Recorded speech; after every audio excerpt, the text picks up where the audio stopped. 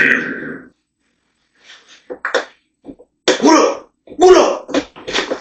What up with it? Yeah! What up, what up, what up? We are back. Who am I? Jersey Street Corner, and this is the Prison Talk Show, people. So let's get into it. Alright, y'all. This story I got for y'all today, this is a real crazy one. Now, some of y'all may or may not have heard my other story where I mentioned me and my homies, we got them things in the prison. And them things, I mean substances. Whatever substance you was looking for, pretty much. We was able to finagle and get it in that prison. Now, there was a very, very popular substance going around called K2. Now, what some people don't know, well, honestly, unless you was inside, you wouldn't know this, but there is a very sought after substance that only goes around in prisons. It's not sold on the street. It's the struggle of prison. The struggle substance of prison. So, depending on your addiction, you need certain, let's say, highs. And sometimes you had to do more than one substance to get it. So we figured out a way that we can monopolize the game. We was going to start putting two substances in one and sell it as one product for triple the bread. Now, we came up with something called Vanilla K or Kwave. That's what it was called for the most part. And it was straight up creating zombies. I mean, they was coming back for this shit, right? Imagine getting the block hot and you got fiends knocking on your door at 3 a.m. Well, that's kind of like what it was, depending on where your pod was situated. If you was in a pod and you had it popping, oh my gosh, that means that you were around 500 people that could get up anytime they want and sneak on over and harass you, just like a fiend knocking at your window at 3 a.m. Now, if you're in a cell, you got people 2, 3, 4 cells over from you trying to fish commissary over so they can get some of that K-wave, that vanilla K. Now, I know you like, corny, you said K2. Yeah, y'all, hold on. Slow down, y'all. Slow down. I'm going to explain exactly what K-Wave, a.k.a. Vanilla K, is. Alright. Now, you heard of K2. I'm sure you've heard of bath salts. We start crushing up the bath salts and dusting the K2 with it, creating Vanilla K. K-Wave.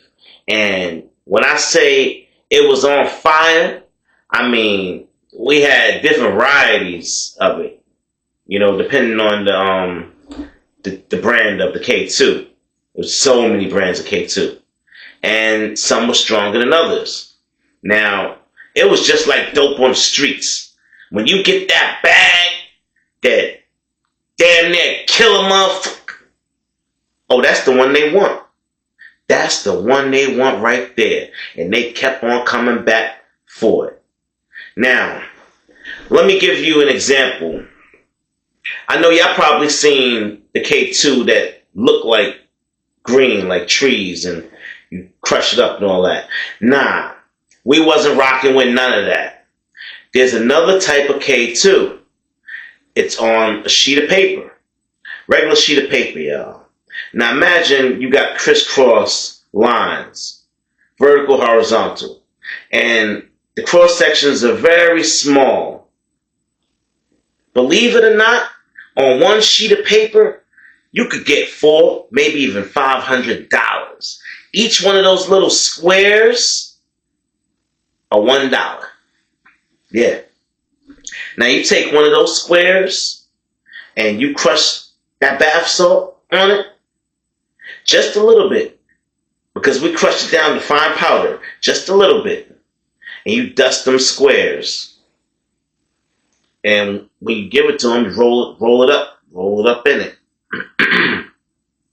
Pass it off.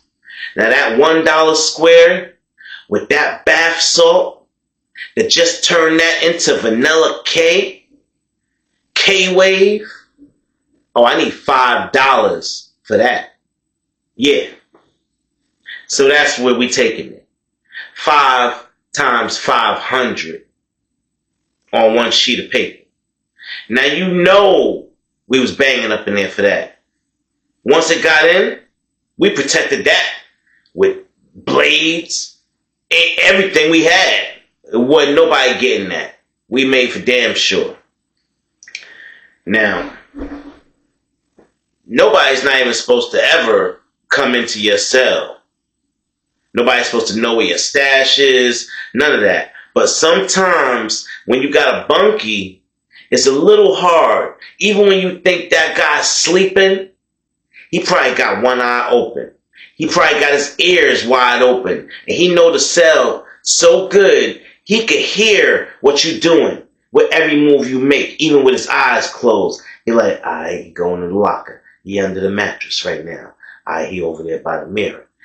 He know every move you making in that cell. Trust and believe. YNs, if you on your way to prison, don't try and get over on your bunkie. Trust and believe that man has eyes in the back of his head. At least that's what you better believe. Don't try and play him out because it will come back to get you. Just a warning. Just a warning. Now, before I tell y'all exactly what happened, I just want to say this whole altercation was my cousin Dee Dee's fault. Not that I mind getting in the fight. I don't care about a fight. We could fight all day. But the reason was so stupid, and it was all his fault. But let's go. So, we got a stash in, and we're keeping half in my cousin Dee Dee's room, half in my cell. Now, Dee Dee greedy as hell. He's still down there too, by the way.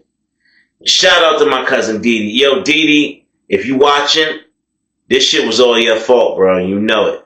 But I love you, my cuz. You better subscribe if you watching. I know you got a cell phone, bro. I know you got a cell phone up in there. Stop playing and subscribe. Y'all too. Hit that like button and subscribe. Everybody, please. Alright. Now, Dee Dee greedy as hell. His bunkie, he on that vanilla K heavy. And Dee Dee, he was hitting them off, you know, in the cell. It's just like on the streets, y'all. You don't serve where you rest at. That's a no-no. You don't do that. So how else was he going to hide where he kept his stash without this man finding out? You going to tell him turn around, face the wall, turn to a corner? I mean, honestly, you should have probably told him to leave the cell or something. But he didn't do that. So Dee Dee had a little stash spot. And I'm not going to say where it is, even though I'm pretty sure he's not even in the same prison anymore. He's been unmoved. This is years ago that this happened. He's back down, as a matter of fact, for something else. Irrelevant. Anyway, he had a stash spot in there, pretty good one. But he would go to the spot with dudes sitting right there on his bunk. Now, you got your back to him. You know he got all eyes on you. And every time, you know, it was good money. He would give Dee Dee the commissary. Boom. Give him the stuff. And then he'd go skate off. Go get with his other little buddies he'd be burning with. And they come back out of their mind. Eyes popping out of their head. Bumping in the walls. And twitching and shaking. And all types of crazy stuff. Sometimes throwing up in the toilet. Repeatedly. Now, Dee Dee ain't care about none of that. Don't get me wrong, he a clean dude, but he ain't care that he had a fiend up in his cell that he's serving because he was getting bread off of him. His locker was getting stacked. He getting everything this dude got. And trust me, y'all, fiends in prison are worse than fiends on the street. They will sell any and everything. They will steal your left boot and sell it. Not the whole pair. They'll find somebody that just needs a left boot and they'll steal that boot and sell it. One boot, y'all. They'll sell their breakfast, lunch, and dinner trays for that Kwave. Yeah, that's how serious it was, y'all. So, I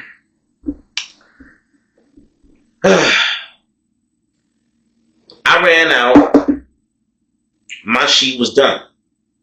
Got the bread, because we didn't accept just commissary. You had to have Cash App too. It wasn't no way in hell we was going to have a whole lockers filled with soups and all types of nonsense. Nah, you got to send some of that bread home. So even if it was $1, we made them Cash App it. But it was always in increments of 5. So normally it came around $20 a clip. That's how they was coming with it. They was rocking, y'all. Now, this would go on clean business for a long time. I don't know how many months this was going on. And they didn't stop nothing. They just interrupted it. We had to slow business up because of these fools and because of Dee Dee's dumb ass mistake. But Dee Dee, he went to go he had like about a quarter sheet left. Probably like 200 clips left. And he went to go grab it. It was missing, y'all. It was gone. Now, we wondering, hey, yo, you ain't seen Lamont? What about that dude, Caden? They was the two fiends, y'all. They ain't been coming around as regular as they was. They haven't been harassing us like to borrow pieces or all that extra shit. So, I'm like, yo, what's up with your bunkie, yo? Where he at? I don't know. Well, we probably need to go ask him if anybody was in the cell or whatever. And now, mind you, this is before I know that he's even serving dude and that dude is already on that shit. He like, yo, like, it might have been him. It might have been him, cuz. I'm like, what you mean? He said, yo, I'll be hitting him with shit after lockdown. I'll be hitting him with shit. He might have saw where I grabbed it from and just took it all. And I'm like, nah, bro, nah. You gotta be bugging. You're like, all right, well, we gotta find him, yo. We gotta find him because that's a lot of bread. Like, hell yeah, it's a lot of bread. So we looking all around and we find these guys, y'all. These guys, Lamont and Caden, are in the bathroom. In the back of the bathroom, y'all. Cracked out of their mind. Like skied up. Eyeballs popping out of their head. It looked like they had veins on their eyeballs. Yeah. I mean, they was really twitching. Done. But now, this wasn't the normal that we was used to. We never seen nobody off of more than one Kwave at a time. We thought they might go sell it. These fiends was in there smoking it all up. One after another like it was hot rocks. Like so by the time we get in there, they over there pretty much eating themselves. Like literally biting their own arms. And we're like, what the fuck? And it's like, just like a real zombie. They heard noise and they looked up. And it was up. Now we squaring up with these zombies. We got blades. We got sticks. Squaring up. Now, we not thinking nothing of it. We like, yo, how are they able to fight all skied up like that? And they're not fighting though. They're standing up, they're squaring up, but they're not fighting. They're not throwing punches. They're not doing anything. But they're not going down. Me and Didi both popping the hell out of them. I'm hitting these motherfuckers with 2 and 3 pieces. Bah, bah, bah, bah. Quick ones. Uppercuts, all that. They eating them shits. And I ain't hitting hard. I mean light. I hit pretty hard. I'm not hitting these zombies light at all. I'm knocking their heads back. Boom! Boom! Teeth and all that popping out. Them chiclets. But they eating them joints and they study moving forward. They push it forward. Like, we're like, whoa. So I told Didi, yo, it ain't no other way. We're going to have to put them down. We're going to have to put them down unless somebody could contain them till they get sober. And we like, fuck it. Keep trying to go at them. Boom, boom. It's like they feel no pain. But when that first sliced one of them, caught Lamont right inside of his arm, it's like that woke him up. It was like somebody threw water in his face. Ah! He jumped. I was like, yeah, Didi, jig him, Didi, jig him. Slicing, swiping. They still moving forward, but every time they feel that, whoosh, that wakes them right on up. So, we had no choice, y'all. We had no choice at all. We had to finish them. And that's just how it had to go. Or at least incapacitate them. Something had to be done. These fools had inhuman strength. So, when I say I had to defend my life, I took that blade and I started jigging this motherfucker like he wasn't even human. Da, da, da, da, da, da, da, till he dropped. And I said, well, it's in God's hands now. And well, honestly don't know what happened to dude. Whether the Vanilla K did him in or them jigs. I only hit him with a little poker, so I can't imagine I did him in. I would like to think it was the Vanilla K. But you never know, people. Listen, y'all YNs, a quick service announcement. Public service announcement. Stay off the drugs. If you go into prison, and I'm dead serious, look at me when I'm talking to you. If you go into prison, do not take drugs from anybody. If your homies ain't bring that shit in, don't buy no trees, no dope, no yoke. Y'all know the vibes.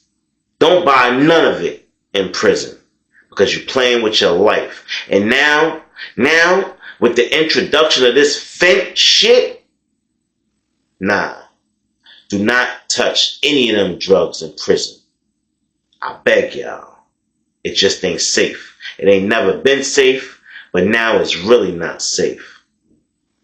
That's just the message I want to reach some of y'all with. And I really hope I can get through to somebody with this. Now listen, if you haven't done so already, please do like, share, and subscribe. Get in them comments. Let me know if I was wrong or right. I mean, at that point, I had to defend my life.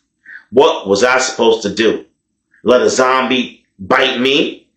They was eating their own arms. You think I wanted them to try and bite me? I don't know, y'all. But I wasn't happy. Alright, y'all. That's going to be the end of this story. And this is the Prison Talk Show. Like, share, subscribe. I'm out.